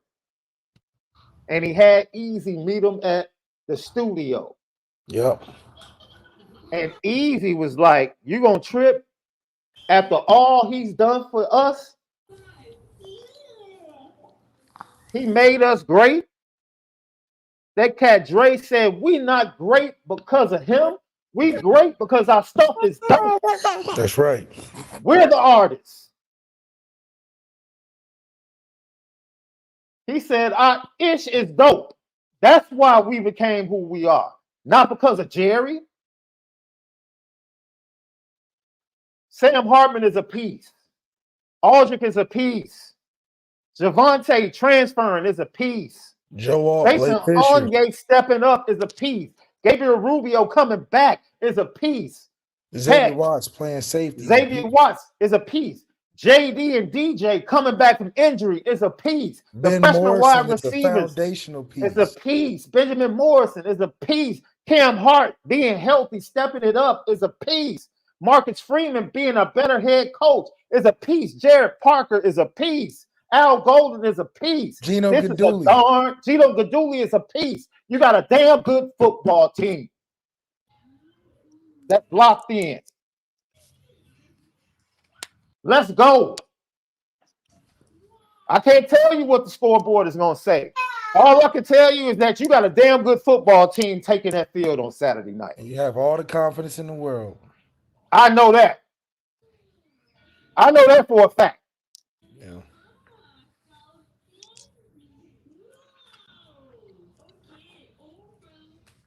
Damn good football team. A damn good football team. Prepared good football team. We've been the most consistent we've looked in the first 4 games in a while.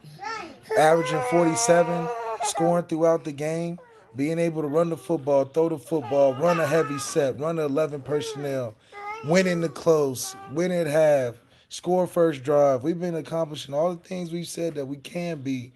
We're doing it, and this is just another opportunity on a great stage to where now nationally teams can give us the respect that we know that we're putting out a team that's not just talk. You can't just speculate and guess. We're putting results on the scoreboard as well. That's it, man. That's it. That's it. I told you where I was at 2 weeks ago. That Central Michigan game didn't mean nothing to me. That's why I've been caught up in first half and all. I don't care nothing about Central Michigan. That Central Michigan game has no bearing on this game. None. Let's get it. Ohio State might not even watch the Central Michigan game. This is the time for us to shine, and all the right pieces are in place. And, you know, the Ohio State fans, from what I'm getting to read of, is delusional on so many different factors. Bro. They said they're going to blow us out to the point where they're going to be streams of green in the third quarter walking out the stadium. By what metric? Where do y'all get that from? And so it's enough disrespect to feel motivated to go out there and make a difference on Saturday.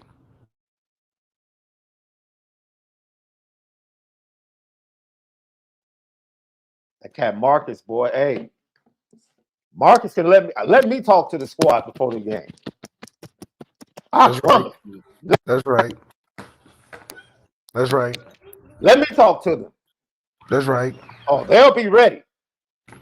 Matter of fact, Notre Dame is ready. They're ready. They're locked in.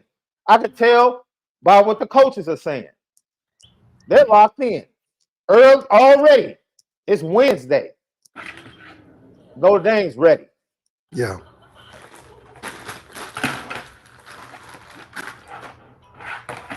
And I think just at the end of the day too is that all the things included, we had questions going in, but questions got answered for us.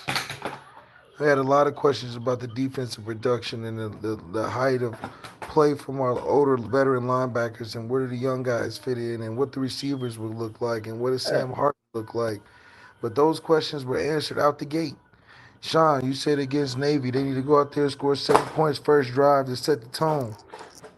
Without a doubt, they did it like it was nothing. They did it a couple times this year like it was nothing.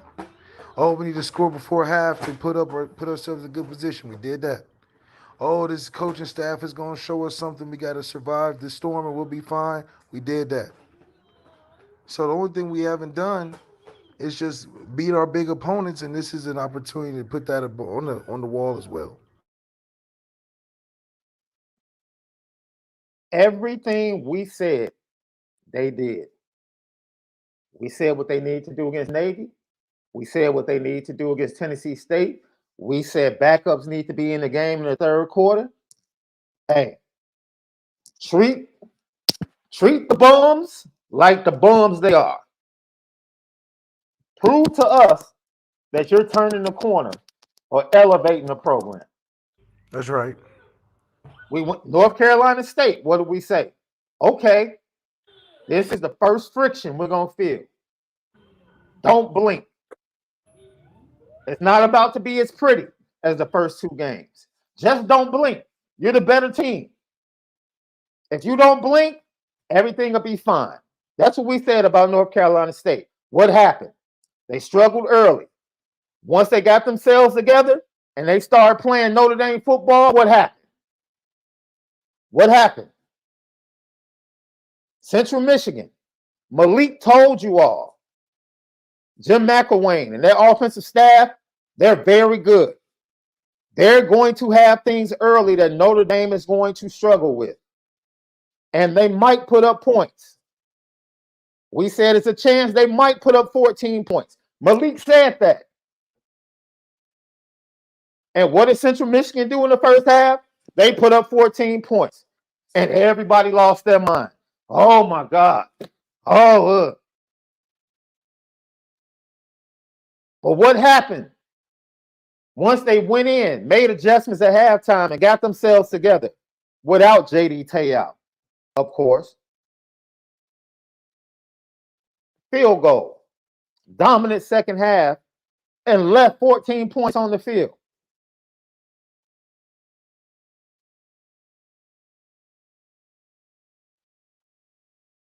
What are we saying?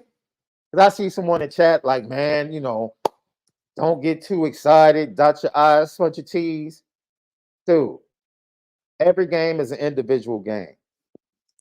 That Central Michigan game ain't got nothing to do with Ohio State. Nothing. If the Notre Dame players could be honest with you, Ohio State was on their mind when they took the field against Central Michigan. If they would be honest. They had a little bit of Ohio State on their mind. Now they're here. They're here. This is, like Maximus said, is this not why we're here? Is this Saturday not why we're here? Is this not why Sam Hartman is here?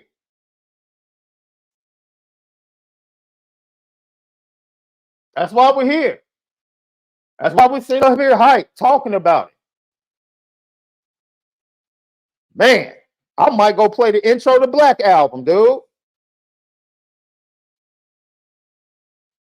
You're gonna definitely have to, because this is one of those games. It's a mindset. It's a mood. It's a vibe, and it starts from pregame. It's one of those shaders. You put the shader up because they got to know that this isn't the environment that you thought you walked up into the previous years. This isn't the timid Notre Dame that you're facing. This is something that you're walking into the Notre Dame of the old, where teams feared us.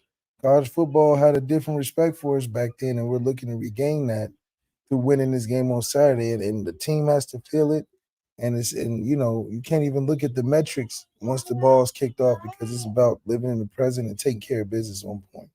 Yo, this is us doing shows all summer, talking about practices, talking about recruits, talking about Sam. This is why we're here. Saturday. Saturday. This is it. This is why we're here. This is what we've been hyping up the whole year, like you said, for because we got Sam for these 3 games. This is one of them. And it might be the biggest, just depending on who you're talking to.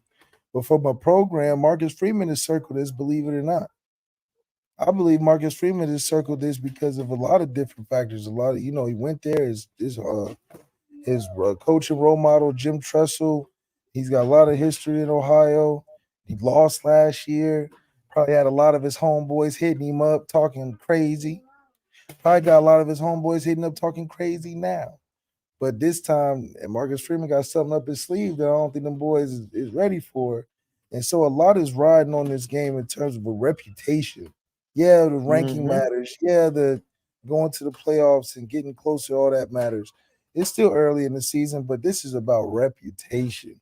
Who is the respectable big game, big win team coming out of this game? Because I'm telling you, Ohio State don't win this game, it's not going to be the last time we see them lose.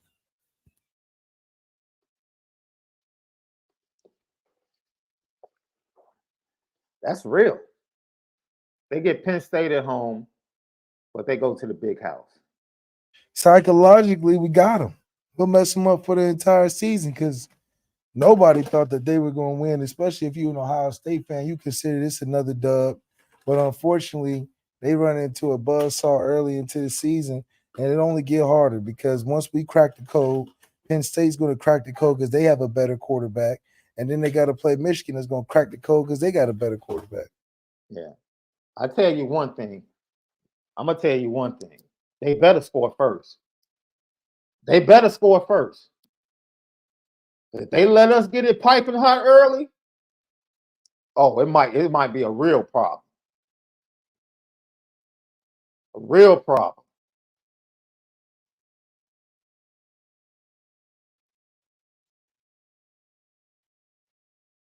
No, they're not looking past us. They're not looking past us. I see it in Ryan Day's eyes. If you guys haven't seen his press conference, go look at his press conference. I see it in his eyes. He knows. He copped a plea today. Oh, it's gonna be a fourth quarter game. You're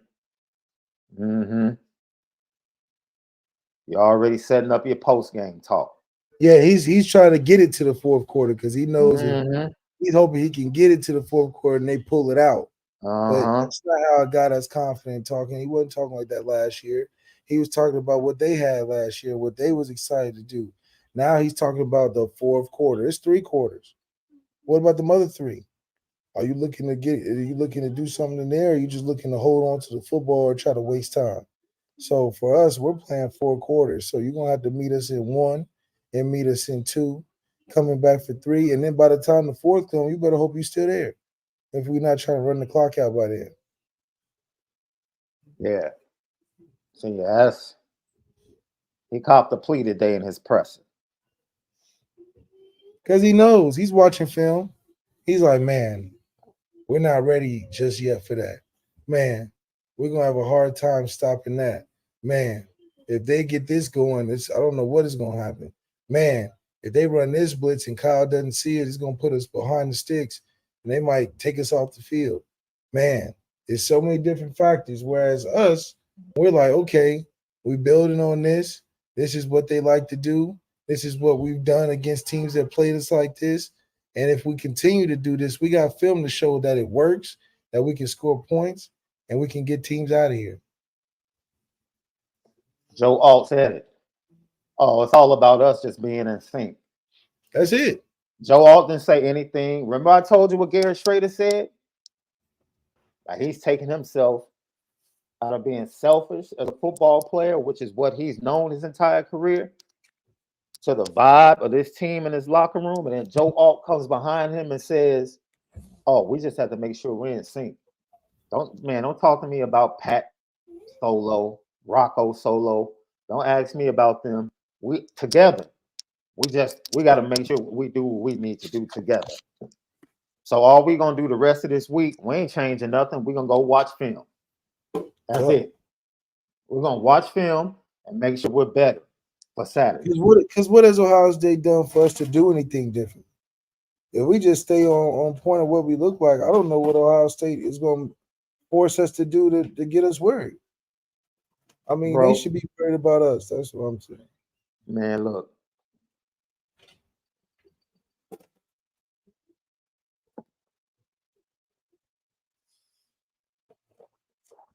It is what it is, man. Notre Dame fans understand the BK, PTSD, all of that nervousness. Be reassured that you got a much better team facing Ohio State this year than you had last year. That's right. Much better.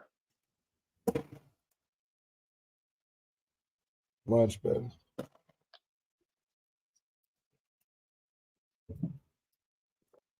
We walked in the horseshoe last year and we were Errol Smiths. This year, we flipped that around. Oh yeah, we really finna go in there and go crazy.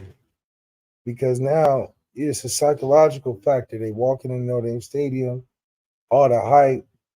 Everybody's saying this is not like last year. Ohio State having their own insecurities as an offense and as a defense, whereas they're playing a team that's confident in who they are. I don't think there's That's a lot it, of man. yeah. That's the best thing you said right there, Left. Notre Dame knows who they are. Explain why that's important, Left.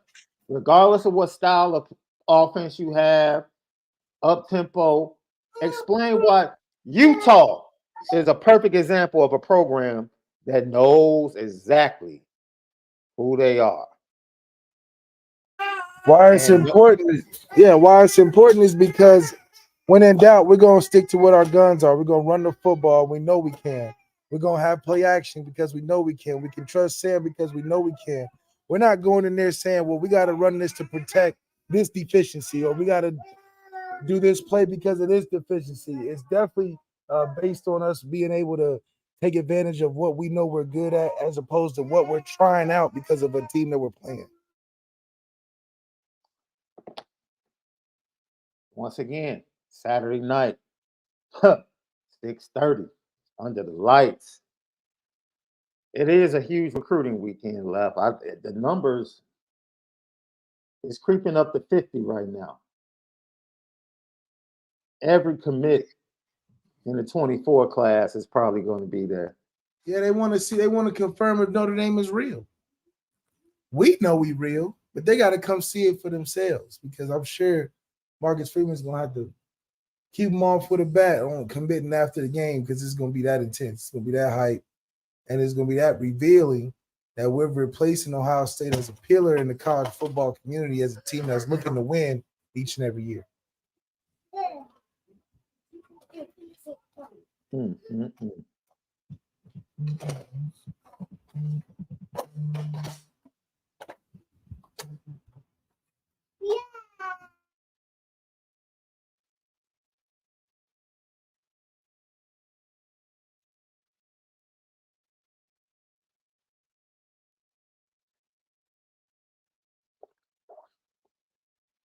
Eric Carter said something. It's kind of funny.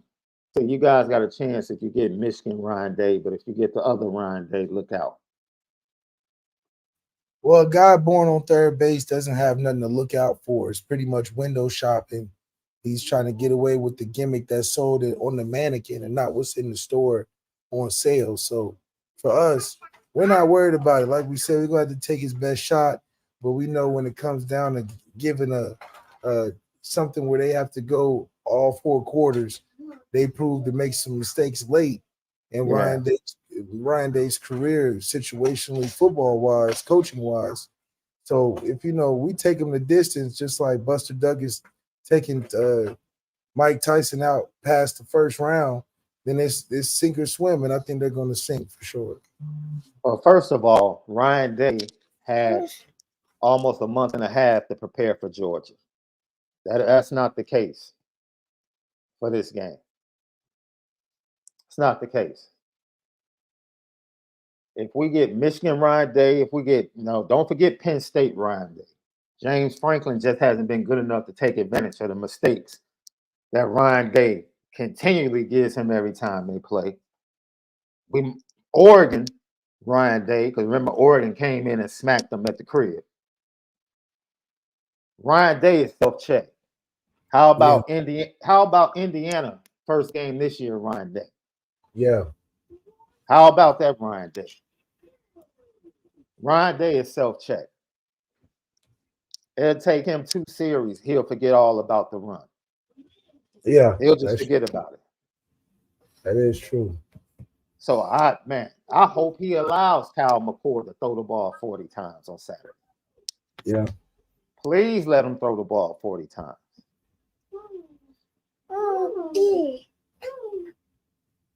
I don't know. I mean, he'd be making a crucial mistake if he does that. So, but what choice does he have? He has to be able to keep up on the scoreboard. Hey, like I said, Ohio State better score first. It would behoove them to score first and put some pressure on Notre Dame and Sam Hartman. And even if that happens, I think Sam is going to be cool. This is Sam Hartman's 50th start, by the way.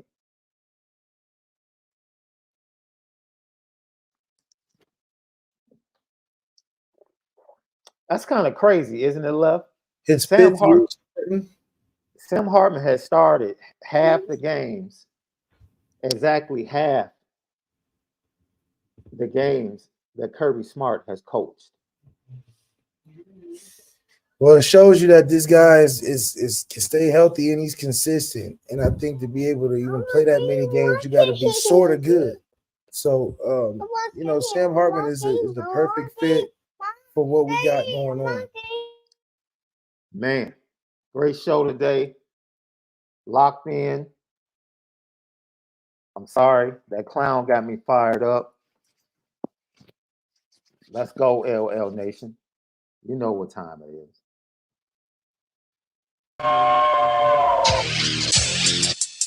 Petticoat, petticoat, petticoat junction. It's time to get petty. Oh, we did a good job executing. Are you upset with something? And fire up the Petticoat Junction train. I just don't like you. You don't? No. What is today's petty historic? Petty Junction.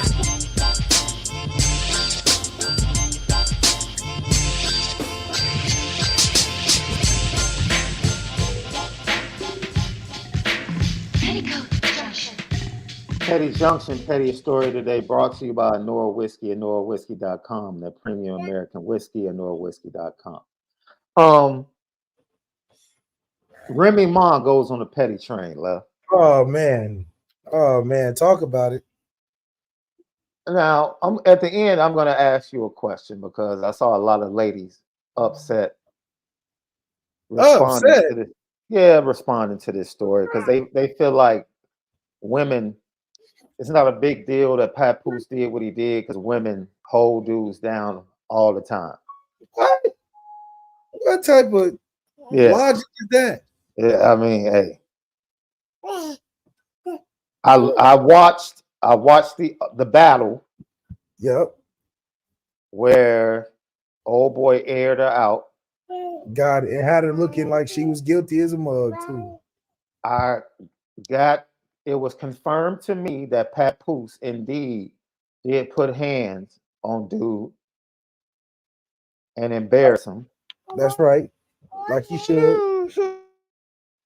And it also has been confirmed that Pap has moved out the crib. Uh-oh. If all of this is true,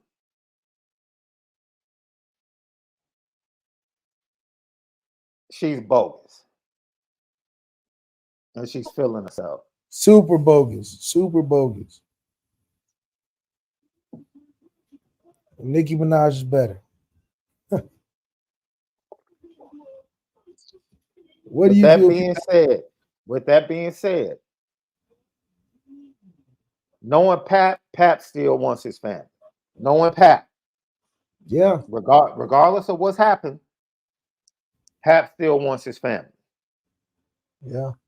But Pap is not for the games. Like either she's gonna have to shut down this battle rap league she has, or she's gonna have to make some sacrifices and changes. That's right. But to the ladies out there that feel like all is fair because when guys go to prison, women hold them down and it ain't that serious, Pap.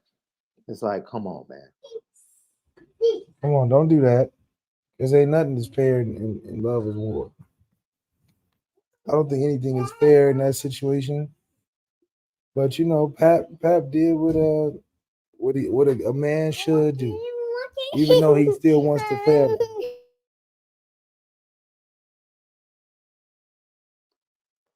Hey, like old boy said, he said Pap is at every event. It's a reason why he's not here tonight.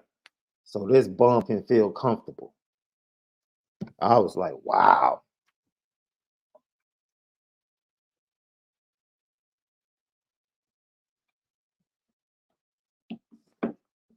And then my man almost slipped up trying to kiss her in public, and Rim had to point out the camera like, yo, yo, yo. Hey, man. It's crazy.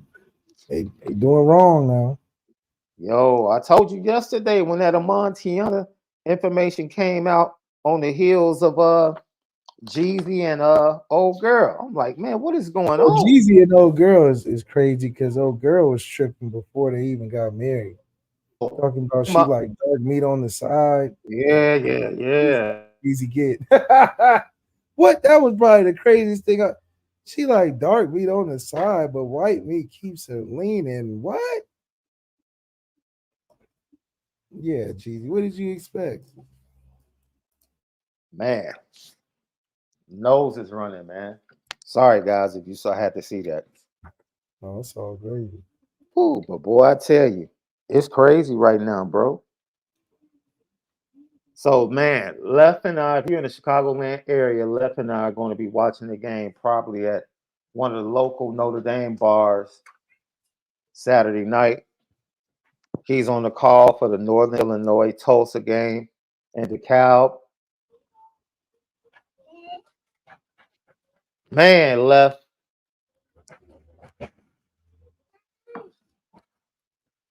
Part of me wants to make the drive to South Bend, Left. Think we gonna take it? Part of me is like, Left, come to the crib. Come to the crib. We're gonna hop in the car. We're just gonna drive to South Bend, dog. We might have to do it, huh? Where we gonna go? Just drive to the Bend, dude. Just call your people. Call your people and let them know, yo, I need two. I need two or some field passes. Okay, I might have to make that call. That they got everybody and their mama come. I might have to call right now. Dude. It's literally like 55 minutes from my crib. So,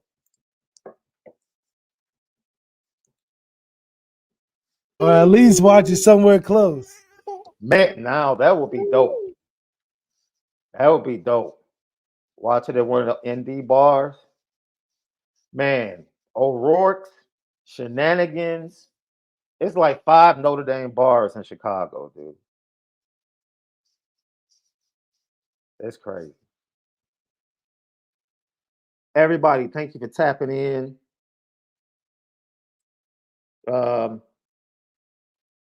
Tomorrow we'll talk college football weekend. and dig in a little bit more, hear from JD Bertrand and a couple other the players. And I'm still fired up, so I'll probably be even more fired up tomorrow. Man, they say we should pull up in South Bend, Left. That's what they're saying. For Left, SD2 mics. Have a great evening. Make sure you spend it there.